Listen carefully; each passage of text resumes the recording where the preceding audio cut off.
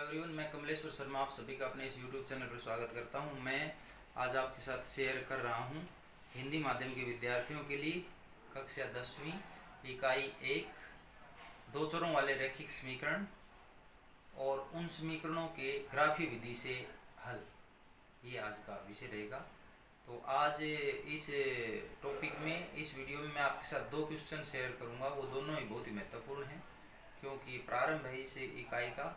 तो आप इन वीडियोज़ को, दोनों सवालों को अच्छी तरह से देखना चाहते हो, समझना चाहते हो और समझोगे, तभी आप इस पूरी एक्सरसाइज को, पूरी यूनिट को कर पाओगे। तो उसके लिए आप वीडियो को लास्ट तक देखें और चैनल से जुड़े रहने के लिए पहले चैनल को सब्सक्राइब कर लें, उसके बाद देखना प्रारंभ करें। तो आज का जो सवाल है वो इस प्रकार से है। तो इस प्रकार से है, कक्षा 10वीं गणित दो चरों वाले रैखिक समीकरण इकाई 1 ग्राफीय विधि से हल, एक्सरसाइज 1.1। इसमें ये क्वेश्चन नंबर 2 है। इससे पहले एक क्वेश्चन हमने पहले वीडियो में दे दिया है। तो ये इसकी जो समीकरण इस प्रकार से, x - 4y + 14 = 0, इसको मैंने समीकरण 1 मान लिया, और 3x + 2y - 14 = 0, इसको समीकरण 2 मान लिया। अब इस समीकरण 1 के लिए मैं पहले सारणी बनाऊंगा। तो उसके लिए मैंने लिखा समीकरण 1 के लिए सारणी। तो यहाँ से x का मान ज्ञात करेंगे तो -4y उधर जाके प्लस हो जाएगा, 14 जो है माइनस हो जाएगा। तो इस प्रकार से बन जाएगा ये x बराबर -14 + 4y। अब इसमें y जो है वो दाएं पद में है, तो y का मान हम मानेंगे अपनी तरफ से, और उसको यहाँ रखने के बाद, हल करने के बाद x का मान आएगा। यहाँ मैंने लिखा है माना y बराबर 2, y को 2 ले लिया, तो यहाँ पर 2 रखेंगे तो ये हो जाएगा -14 + 4 × 2, तो ये होगा -14 + 4 दूनी 8, और -14 में 8 जुड़ेंगे तो होगा -6 आ गया। तो x y का मान 2 और x का -6, तो x के सामने -6 लिख दिया और y के सामने 2 लिख दिया। अब मैंने y का मान ले लिया 3, y बराबर 3, तो x बराबर -14 + 4 × y का मान 3 रखेंगे तो हो जाएगा -14 + 4 × 12, -14 और +12 आ जाएगा -2। तो x का मान आ गया -2, मैंने यहाँ लिख दिया है, और y का मान हमने 3 लिया था वो यहाँ लिख दिया है। आगे मैंने y का मान लिया है 4, तो इसमें रखेंगे तो x बराबर -14 + 4 × 4, y की जगह 4 लिख देती होगा, -14 और जमा 4 × 4 = 16, और +16 -14 हो जाएगा +2। तो x का 2 आ गया और y का हमने 4 लिया। तो इस तरह से कम 3 मान लेके हमें ये सारणी बनानी है। तो पहले समीकरण की ये सारणी जो है वो बन गई है।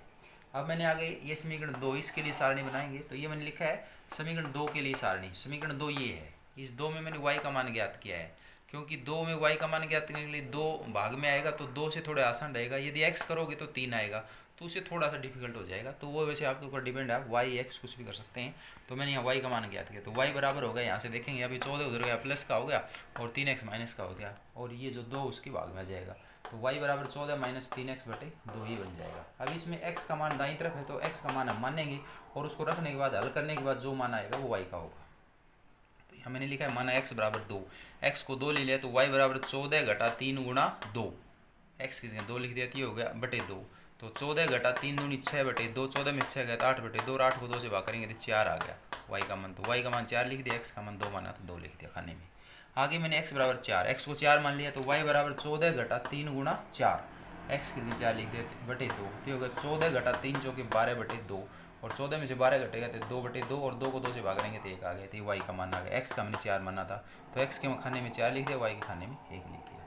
आगे मैंने x का मान लिया 6, तो y बराबर 14 - 3 × 6, x की 6 लिख दिया /2, तो 14 ये 3 से 18, 14 - 18/2, और 18 में 14 घटेंगे तो -4/2, और -4 को 2 से भाग करेंगे -2 आ गया, ये y का मान। और x का 6 लिया था, तो x के मान खाने में 6 और y के खाने में -2।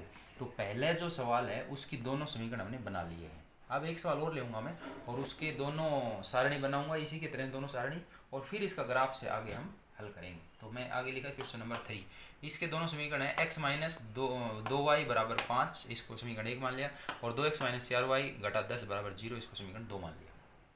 अब ये जो समीकरण 1 है इसके लिए सारणी बनाएंगे, समीकरण 1 के लिए सारणी, और इसमें से मैंने x का मान ज्ञात कर लिया, तो 2y उधर जाके जुड़ जाएगा, तो हो जाएगा x बराबर 5 + 2y। अब इसमें y का मान दाईं तरफ है, तो y का मान हम मानेंगे, तो यहाँ मैंने मान लिया y बराबर -1, तो यहाँ 1 रखेंगे और उसको हल करेंगे तो x का मान आ जाएगा। तो x बराबर 5 + 2 × -1, तो 5 - 2 = 2, 5 में से 2 घटेगा तो 3 आ जाएगा। तो x का मान 3 आ गया, और y का मान हमने -1 लिया था, वो दोनों खानों में लिख दिया है। अब आगे y बराबर -2 ले लिया, तो x बराबर 5 + 2 × 2, तो 5 - 2 दूनी 4, 5 में से 4 घटेगा तो 1 आ जाएगा। तो x का मान 1 आ गया, और y का मान हमने -2 लिया था। घटा 2 लिया था। अब y को मैंने घटा 3 ले लिया तो x बराबर 5 जमा 2 गुणा घटा 3, तो 5 घटा 2 दिए 6 और 5 घटा 6 ये माइनस का 1 आ गया, घटा 1 आ गया। तो x की जगह मैंने लिख दिया घटा 1 वाले खाने में और y वाले खाने में घटा 3। तो इस तरह से ये जो दूसरा सवाल है उसके पहले समीकरण की सारणी भी हमारे पास बन गई है। अब ये दूसरा समीकरण है, इस दूसरे सवाल में इसके लिए सारणी बनाएंगे तो हमें लिखा समीकरण 2 के लिए सारणी, और इसमें मैं x का मान ज्ञात करूँगा। तो x का मान ज्ञात करेंगे तो 4y उधर जाके जुड़ जाएगा, प्लस हो जाएगा, और 10 भी प्लस हो जाएगा और 2 उनके भाग में आ जाएगा।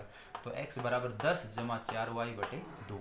अब इसमें y का मान दाईं तरफ है तो y का मान हम मानेंगे, और वो मानने के बाद यहाँ लिखेंगे और उसको हल करेंगे तो x का मान आ जाएगा। तो यहाँ मैंने लिखा माना y बराबर घटा 1, तो x बराबर 10 जमा 4 गुणा घटा 1 बटे 2। तो 10 और 4 एकम 4 घटा 4, 10 घटा 4 बटे 2, 10 में से 4 गया तो 6 बटे 2, 6 को 2 से भाग करेंगे 3 आ गया, ये x का मान। तो x का मान 3 आ गया और y का मान जो है वो -1 आ गया। आगे मैंने y का मान -2 लिया है, तो x बराबर 10 जमा 4 गुणा घटा 2 बटे 2, और ये हो गया 10 घटा 4 दूनी 8 बटे 2, और 10 में से 8 घटेगा 2 बटे 2 बराबर 1 मान आ गया x का। तो x का मान 1 और y का मान जो हमने घटा 2 लिया था तो वो इस खाने में लिख दिया। आगे मैंने y का मान घटा 3 लिया है, तो x बराबर 10 जमा 4 गुणा घटा 3 बटे 2, तो ये हो गया बराबर 10 घटा 4 दिए घटा 12 बटे 2, और इसको सरल करेंगे तो घटा 2 बटे 2 ये घटा 1 आ गया। तो x का मान आ गया घटा 1 और y का हमने लिया था घटा 3। तो इस तरह से ये दूसरी सारणी दूसरे समीकरण की भी यहाँ पूरी बन गई है। अब जो हमारा पहला समीकरण था, पहला जो सवाल था, उसके लिए हम ग्राफ बनाएंगे। तो मैंने ग्राफ बनाया, ये मैंने x एक्सिस लाइन खींच ली, रेखा खींच ली, और ये y एक्सिस के लिए दोनों जहाँ काटती हैं वहाँ ओरिजिन है जिसे मैंने O लिख दिया।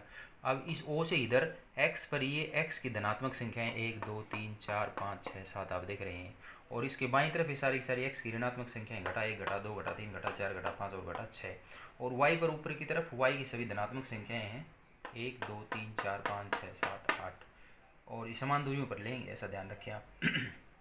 ग्राफ में तो ये सारे दिए होते हैं ग्राफ के कागज़ में तो, और नीचे जो है सारी ऋणात्मक संख्याएं होंगी y की घटा 1 घटा 2 घटा 3 घटा 4।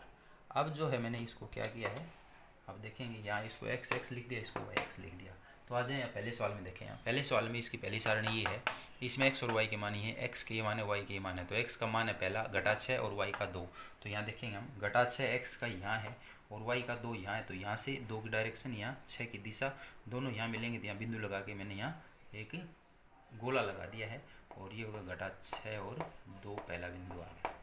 आगे देखेंगे आप यहाँ सारणी में x घटा 2 और y 3, देखो यहाँ x घटा 2 यहाँ है और y 3 यहाँ है, तो यहाँ से 3 की डायरेक्शन सीधा सीध मिलेंगे, और यहाँ से 2 की, तो ये बिंदु आ गया, बिंदु लगा के ऐसे गोला लगा देंगे, तो ये हो गया यहाँ पर घटा 2 और 3। तीसरा देखेंगे यहाँ 2 और 4 x 2 y 4, तो x 2 यहाँ है और y 4 यहाँ है, तो यहाँ से 2 की सीधाई यहाँ से 4 की सीधाई ऐसे बिंदु लगा के ऐसे गोला लगा देंगे, तो होगा 2 और 4। अब ये 3 बिंदु आ गए इसके 1 2 3, इन तीनों को आप जो है स्केल से देखेंगे, ये सीधी रेखा में है, तो जब सीधी रेखा में है तो इसका मतलब हमारे मान सही है। इसको अब दाईं तरफ और बाईं तरफ जो बढ़ा देंगे, दोनों तरफ तीर का निशान लगा देंगे, और इसके किसी एक सिरे पर वो समीकरण लिख देंगे जिसकी ये रेखा है। तो ये रेखा इस समीकरण के x घटा 4y जमा 14 बराबर 0, इससे पहचान हो जाएगी भाई ये जो है इस समीकरण की रेखा है। अब जो दूसरी सारणी में आ जाओ आप, पहले सवाल की दूसरी सारणी ये है, इसमें पहला मान 2 और 4 ही है, तो x 2 और y 4, तो यही बिंदु है, तो दोनों में कॉमन हो गया ये बिंदु। दूसरा मान आप देखेंगे x 4 y 1, तो x 4 यहाँ है और y 1 यहाँ से सीधा है, तो ये बिंदु ऐसे इसको गोला लगा देंगे, ऐसे बिंदु लगाए, तो एक बिंदु ये आ गया, एक ही आ गया। तीसरा देखेंगे आप, इसमें 6 और घटा 2, x 6 है तो 6 की यहाँ से दाई, और x घटा 2 यहाँ से दाई, तो बिंदु लगा के ऐसे गोला लगा देंगे, ये 3 बिंदु आ गए 1 2 3, ये था 4 1 और ये था 6 और घटा 2। इन तीनों को हमने देखे स्केल से सीधी रेखा में है, तो इन्हें भी नीचे ऊपर बढ़ा करके और तीर का निशान लगा दिया, और यहाँ समीकरण लिख दिया 3x जमा 2y घटा 14 बराबर 0। इसे पहचान होगी कि इसकी रेखा है सीधी रेखा, दोनों सीधी रेखाएं। अब यहाँ पर आप देख रहे हैं ये दोनों रेखाएं जो हैं एक बिंदु पर प्रतिच्छेद कर रही हैं, और जब इस प्रकार से किन्हीं दो समीकरणों की, दो रैखिक समीकरणों की दोनों सीधी रेखाएं यदि एक बिंदु पर प्रतिच्छेद करती हैं तो इसका मतलब उनका एक हल है, तो इसका एक हल है, और वो हल क्या है, जिस बिंदु पर मतलब मिलती हैं वो हल है, वो है 2 4, और इसे हम अद्वितीय हल कहते हैं। कौन सा हल कहते हैं इसे, अद्वितीय हल। तो ये जो है ये हो गया हमारा जो पहला सवाल था उसका ग्राफ विधि से हल इस प्रकार से आप हल कर पाएंगे। तो ये बात ध्यान रखें, जब दोनों समीकरणों की जो ग्राफ से आप रेखाएं खींचते हैं वो यदि एक बिंदु पर प्रतिच्छेद करती हैं तो इसका मतलब वो दोनों के दोनों उनका जो है एक हल है और उसे हम अद्वितीय हल कहेंगे। अब जो हमारा दूसरा सवाल है उसका हम ग्राफ खींचेंगे इसमें। तो उसके ग्राफ के लिए मैं पहले इसको थोड़ा सा मिटा देता हूँ।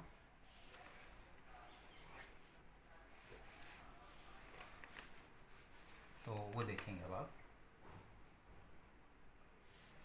तो यहाँ से देखें एक बात और ध्यान रखें, जैसे कि हमने इससे पहले एक सवाल सोल्व किया था पिछले वीडियो में, उसमें ये था कि जो दोनों हमें समीकरण थे और उनकी जो रेखाएं थी वो एक दूसरे के समांतर आई थी, इस तरह समांतर आई थी, यदि आपको ध्यान हो तो इस प्रकार से दोनों समांतर आई थी। तो जब दोनों समांतर आती है यानी कहीं भी नहीं मिलती, इसका मतलब उनका कोई भी हल नहीं है। तो ये आप कंडीशन साहब यहाँ ध्यान रखेंगे। तो उसमें कोई हल नहीं था क्योंकि दोनों कहीं पर भी नहीं मिल रही थी, और जब दोनों एक बिंदु पर प्रतिच्छेद करती है इसका मतलब दोनों का एक हल है और उस हल को अद्वितीय हल कहते हैं। तो ये देखें आज का दूसरा सवाल, इसका पहला जो समीकरण इसकी ये सारणी है, इसके बिंदु देखें 3 और घटा 1, x3 और y घटा 1। तो x3 यहाँ है और y घटा 1 यहाँ है। तो यहाँ से मैं जो है ये यहाँ से इसकी सीधाई लूँगा, ये यहाँ आएगा, ये बिंदु लगा के मैंने इसको सर्कल कर दिया, 3 और घटा 1। आगे दूसरा बिंदु इसका 1 और घटा 2, x 1 और y जो है वो घटा 2 है। तो यहाँ से 1 और यहाँ से घटा 2, तो ये बिंदु आ जाएगा 1 और घटा 2। तीसरा बिंदु इसका घटा 1 घटा 3, घटा 1 x और y घटा 3। तो ये आप देख रहे हैं ये यहाँ आएगा, यहाँ ये बिंदु घटा 1 और घटा 1 घटा 3 ये हो गए। तो 1 2 3 ये तीनों बिंदु हैं, इन तीनों को मिलाएंगे तो एक सीधी रेखा में हमें लग रहे हैं। तो इसको आप स्केल से मिला लेना, यदि सीधी रेखा में है तो वो मिलेंगे, नहीं तो नहीं है तो उन्हें आप करेक्ट करें। और इसके यहाँ लिख दें आप कौन सा समीकरण था ये, x घटा 2y बराबर 5। तो ये समीकरण की रेखा होगी ग्राफ विधि से। अब दूसरा समीकरण इसका और उसकी सारणी ये है 3 घटा 1। तो इसमें जो है 3 घटा 1 है, तो 3 घटा 1 वही बिंदु है, उसमें भी था दोनों में। अगला 1 घटा 2 उसमें भी है, और घटा 1 घटा 3 उसमें, सारे वही बिंदु हैं। तो इसका मतलब इसकी भी रेखा वही होगी। तो इसके ऊपर आप दूसरा समीकरण यहाँ लिख सकते हैं 2x घटा 4y घटा 10 बराबर 0। तो यहाँ पर आप देख रहे हैं कि दोनों समीकरणों की जो रेखाएं हैं वो एक दूसरे के संपत्ति हैं। संपत्ति का मतलब एक दूसरे के बिल्कुल ऊपर है, इसका मतलब सारे बिंदु एक आपस में मिले हुए हैं। तो इसका मतलब अनेक हल हैं, और अनेक हल को हम कहते हैं अनंत हल। तो इसमें जो है इस समीकरण निकाय के अनंत हल हैं। तो आप ये आपके यहाँ आप देख रहे होंगे यहाँ हमारे पास 3 कंडीशंस आ गई। क्या पहले में तो दोनों समांतर आई थी जब तो कोई हल नहीं था, दूसरे में दोनों एक दूसरे को प्रतिच्छेद करती हैं तो एक अद्वितीय हल हुआ, और तीसरे में जो दोनों रेखाएं हैं जो दोनों हल हैं वो एक दूसरे को संपत्ति करती हैं, तो वहाँ पर अपरिमित रूप से अनेक हल हैं। ये तीनों कंडीशन आप ध्यान रखेंगे, कोई हल नहीं, एक हल है और अनंत हल है, और उसके लिए कंडीशंस आपको याद रखनी पड़ेंगी। तो आज के लिए बस इतना ही। इस वीडियो में यदि दोनों सवाल आपको अच्छी तरह समझ में आए तो इसे लाइक करें, शेयर करें, और चैनल से जुड़े रहने के लिए चैनल को सब्सक्राइब कर लें। धन्यवाद।